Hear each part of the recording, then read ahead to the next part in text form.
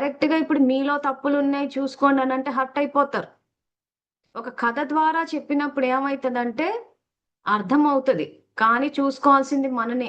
కొంత హర్ట్ అయ్యే లెవెల్స్ కొంచెం తక్కువ ఉంటాయి, ఎందుకంటే శిశుపాలుడు అన్న ఒక క్యారెక్టర్ ద్వారా చెప్తున్నాం.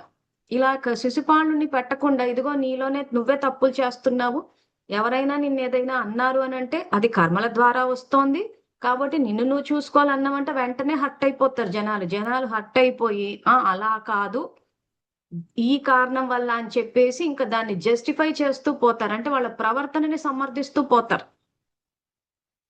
కాబట్టి వినేవాళ్ళు హర్ట్ అవ్వకుండా చెప్పాలి అని అంటే అప్పటి వాళ్ళు ఏం చేశారంటే ఒక కథ మాధ్యమం ద్వారా చెప్పారు. అలా చెప్పడం అన్నది ఒక రకంగా చెప్పాలంటే చాలా పొలైట్ అండ్ సాఫ్ట్ వే, కానీ చూసుకోవాల్సింది మననే. సో ఈ రోజు మనల్ని ప్రశ్నలు అడిగే వాళ్ళు ఇదే విషయం చెప్తున్నాం. ఇంక ఇప్పుడు డైరెక్ట్ గా చెప్తాం, కొంచెం వినడానికి హర్టింగ్ గా ఉంటది, చేదుగా అనిపించవచ్చు, కానీ నిజాలు తెలుసుకున్న రోజున దాన్ని సరిదిద్దడం మనకి సులువైపోతుంది. అసలు నిజాలని మనం ఒప్పుకోని రోజున సరిదిద్దడం చాలా కష్టం అవుతుంది. సో ఈ రోజు ఆడపిల్ల వాళ్ళు ఫోన్ చేసి అల్లుడితో సమస్య ఉంది అంటున్నారు, మగ పిల్లవాడి సైడ్ వాళ్ళు ఫోన్ చేసి కోడలతో సమస్య ఉంది అంటున్నారు. ఇలాంటి పరిస్థితులు ఎందుకు వచ్చాయి అంటే చేసుకున్న కర్మలే. మీరు ఏదైతే చేస్తున్నారో, మీకు ఈ రోజు ఏ ప్రవర్తన అయితే తిరిగి వస్తుందో, ఇది ఎక్కడో ఎవరితోనో చేశారు.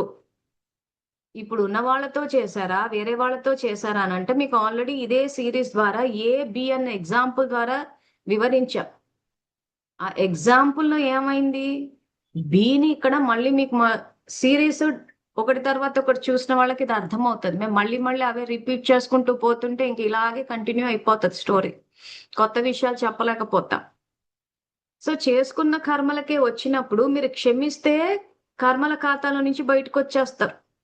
మీరు క్షమించకపోతే ఏమైతుంది, కర్మల ఖాతాలోకి వచ్చేసినప్పుడు ఏమైంది అంటే ఈ ఏబి ఎగ్జాంపుల్లో చెప్పినట్టు అది వ్యక్తి ద్వారా అన్న రావచ్చు, లేదా ట్రైన్ యాక్సిడెంట్, బస్ యాక్సిడెంట్ ద్వారా రావచ్చు. ఎక్కడి నుంచైనా మనం చేసిందే మనకు తిరిగి వస్తుంది, మనం చెయ్యంది ఏది మనకు తిరిగి రాదు. ఎందుకనంటే భగవానుడి చట్టాలు ఆ రకంగా రాశారు. సో ఈ రోజు మేము చెప్తున్న ఈ సిరీస్ లో కథలు జ్ఞానం కన్నా సిరీస్ స్టార్ట్ చేసే ముందు ఏదైతే మేము నిరాకారుడికి కనెక్ట్ అవ్వండి అని చెప్తున్నామో అది చాలా ఇంపార్టెంట్. అసలు అదే ఇంపార్టెంట్ నిజంగా చెప్పాలంటే.